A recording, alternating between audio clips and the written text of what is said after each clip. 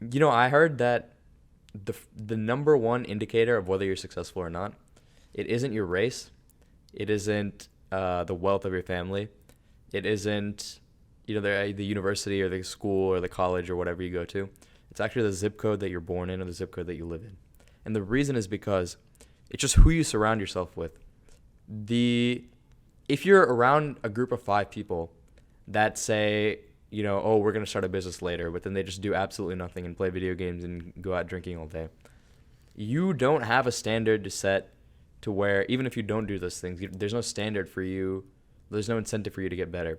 Versus if you have a friend group that's just constantly competing, or they're constantly, I don't know, they're advancing themselves. I'm just thinking of a business example. But if you have a friend group that constantly, they're like, we're starting our own business, we're setting up a bank account, we're, doing this, we set up our copyrights, all that stuff, then you are also incentivized to get better. Mm-hmm. And it is a fact that it's the zip code that you're born in and the zip code that you live in Yeah. that indicates your success more than anything. And a lot of that just dials down to inputs, I feel like. The amount of stuff that you're allowing yourself to take in. Well, zip code, I think, is because of, one, the schools in your area, right? And I don't think the schools matter. Yeah. I think it's just the people that you surround yourself with. when you're when they around- say zip codes, they're going it's what zip codes are most successful. It's the zip codes that have the highest salaries. That's what they mean by zip code, bro. Because you're saying it's not race, it's not. Yeah, it's just other wealthy people. Yeah. They think in a wealthy mindset. That mindset is something that you don't have when you're with some certain types of people. I feel like inputs in terms of that really matter. Yeah, maybe. Yeah, the people you surround yourself with. I think it's also, but I think it's more because of, one, the connections you're gonna have from when you're in that community, and then also, again, just the resources you're going to get from within that community. Maybe. I feel like those also play a part in it, but I think that the most important thing is a mindset. I have 100% belief in that. Because I just think of an example where if you're with... I mean, mindset also goes with getting whatever...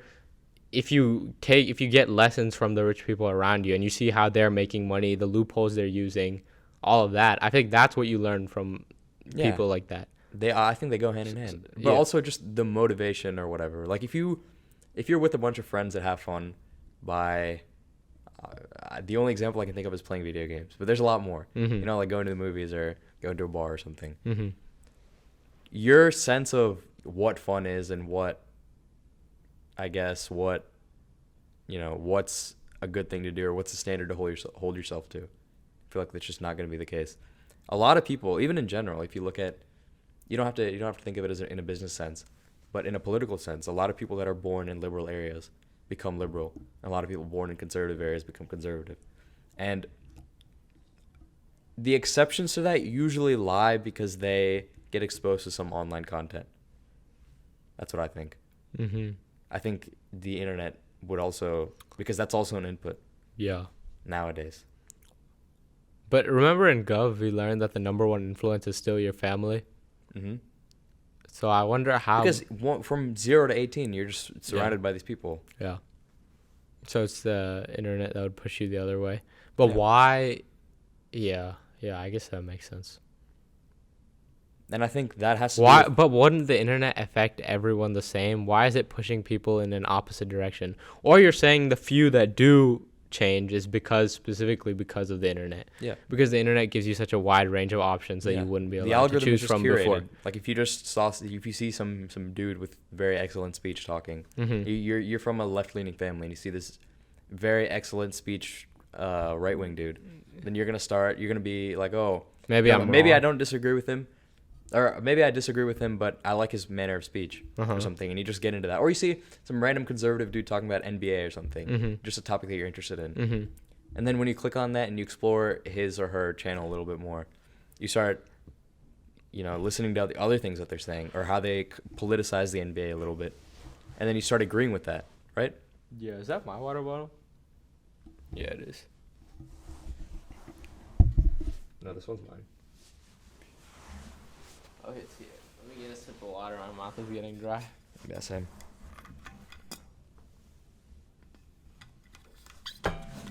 There's no water. Are you serious?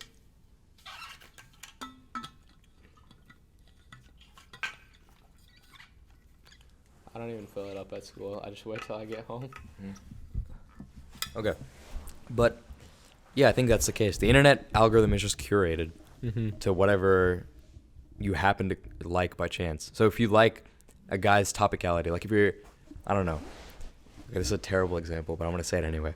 Let's say you as a kid, okay, you're a 10-year-old kid, and your family's a left-leaning family. You know, they're, LGBTQ plus rights, yes. And they're, like, say all whatever. And then you get into Flight Reacts, all right? Because you like the NBA. And you just watch Flight a lot. But then you start to pick up on some of the things that he says. Like, maybe he's like, oh, maybe gun owning is good, or something like that, Maybe he's talking about, oh, I'm going to shoot my gun later. And then you start to question, why don't we have a Does gun? Flight own guns? I can already think of the short title. Now you interrupted me. Now we're not in that flow. But, yeah, and then you see Flight, and then he mentions, oh, yeah, I'm going to go shoot my gun. Amendment. Yeah, right. I'm going to go shoot my gun later. No. No, okay. He mentions I'm going to go shoot my gun later. And then you as a 10-year-old kid, you have nothing about guns because your parents are liberals. And then you start to wonder, oh, why don't we have a gun? And then you start doing your own research into that. If you look on YouTube, you'll get that gun owner content curated towards you. And slowly, I think that algorithm would just pick up. I feel like that's where people differ from their family. I feel like that's the main reason. Yeah, I would agree. So where people differ from their family, the reason is because of the internet. And it's because you have no opposition your whole life. If you're just what? I was just thinking about the title. Okay, but if you Flight on gun rights. Okay, if you what? If you have no opposition, if you face no opposition to your beliefs, and you're in a circle where you're only hearing the same beliefs go around and around, then when you do get exposed to a belief from external belief, when you do get exposed to an external belief, then that external belief is going to be way more convincing than anything you've seen. Because no one's had to convince you to be a liberal if you're part of a liberal family. Mm-hmm. But now that someone's convincing you to become a conservative, you're more likely to go towards that. Yeah, that makes sense. Stop laughing about the flight. No, I'm not laughing about the flight title. I'm just considering your statement as a whole. Yeah, I agree with whatever you're saying. And I feel like if we push this back to success, it's the same way. Because maybe when you're around your family, it's like, this is the norm. This is what you're born into. Oh, right, yeah. And then when you're exposed to other people, it depends on the type of people you're exposed to. If you're exposed to all these people that are, super ambitious or super, I need to start this new technology, blah, blah, blah. Yeah. I feel like that would ultimately convince you to pursue that. Okay, I had an Asian friend who was a model student, right? He was the typical Asian student. Typical meaning he was the best in his class. He was best in everything. So I'm not saying that's typical. I'm just saying that's what we stereotype them as. It doesn't matter. That's what we stereotype. We don't need to work so hard not to get canceled. That's what we stereotype them as. Free speech in this country. That's what we stereotype them as, right? So he's just a great student, top of his class.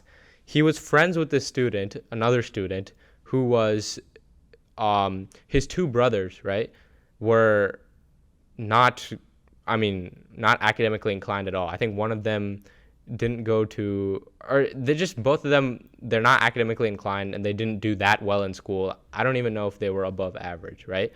But because he was friends with this Asian student, the other student, I keep thinking, yeah, all right, he told him to take these classes. He thought, oh, I might just take these regular classes, it'll be easier. And the Asian friend told him, no, take these harder classes, it'll be better for you in the future. So he did. And he said, oh, you'll be in a class with me. So he did.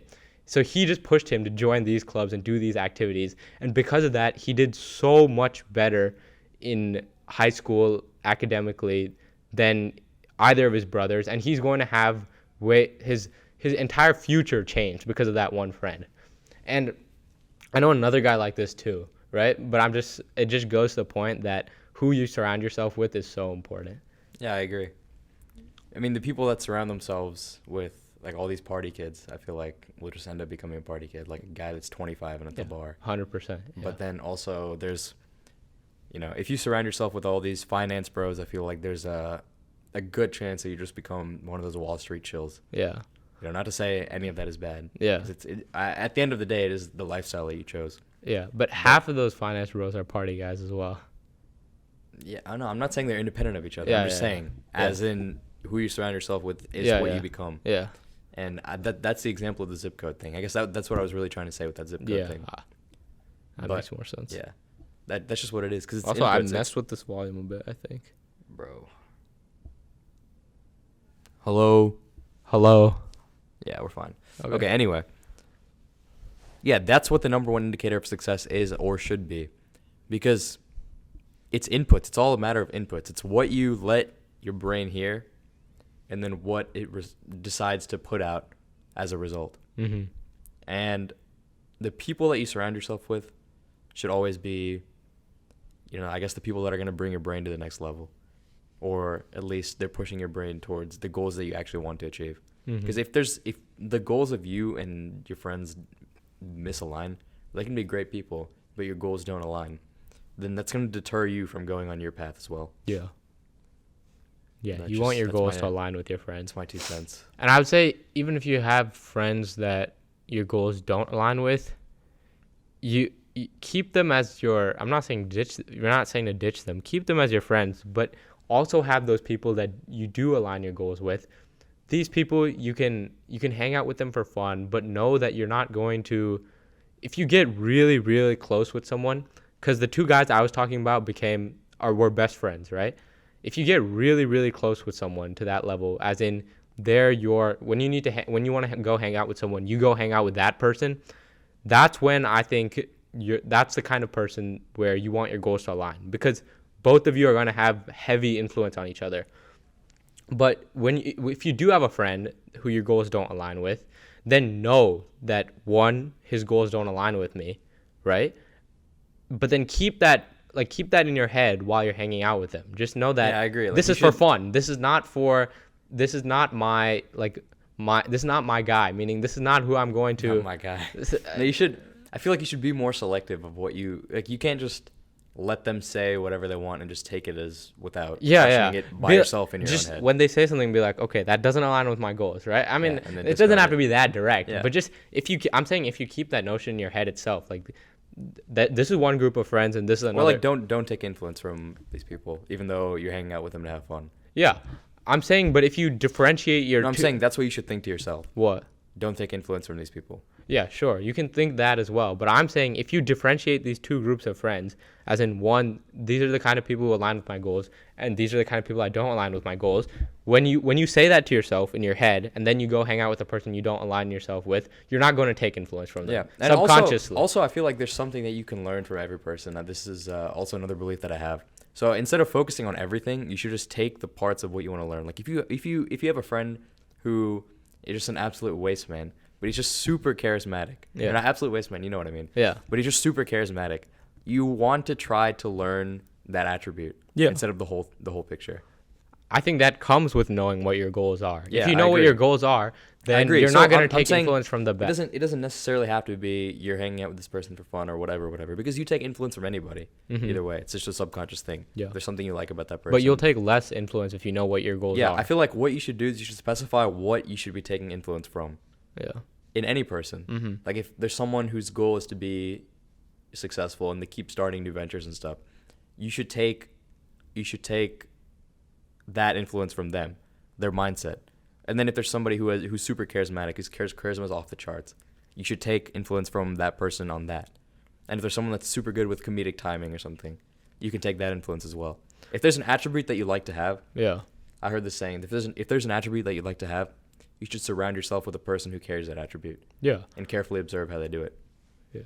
I think you don't even have to go as far as, I mean, it probably helps, but you don't even have to go as far as identify what that person has that you want. Identify what you want. And by identifying what you want when you hang out with that person, whatever they do, right? Because you can't predict what they're going to do. But whatever they do, you'll know either one, this aligns with my goals, or one, this doesn't align with my goals. If it aligns with my goals, I'm going to take it. If it doesn't align with my goals, I'm not going to. So as long as you identify your goals, that first step itself guarantees that you're not going to take bad influence from your friends. Yeah, it's true. Yeah. I mean, my dad was, he's been telling me this since I was 3 years old, but I guess the meaning has really started to click in the past When few you things. start seeing it materialize. What? I'm saying when you start seeing that materialize. Yeah, my dad was always saying take the good and just discard the bad. Yeah. And I agree. I mean, back in the day, I was just always just this little negative little kid. Not really. But maybe towards like 10, 12, I was a really negative little kid. Uh-huh. I was a hater, as they call it today. Uh-huh. But yeah, now that I'm looking back at it, you shouldn't take everything. You shouldn't be, their interest shouldn't be your interest, Mhm. and vice versa. Mhm. You just take what you like. Yeah. Or as you said, identify what it is that you like, and then you'll just subconsciously embody that attribute. Yeah.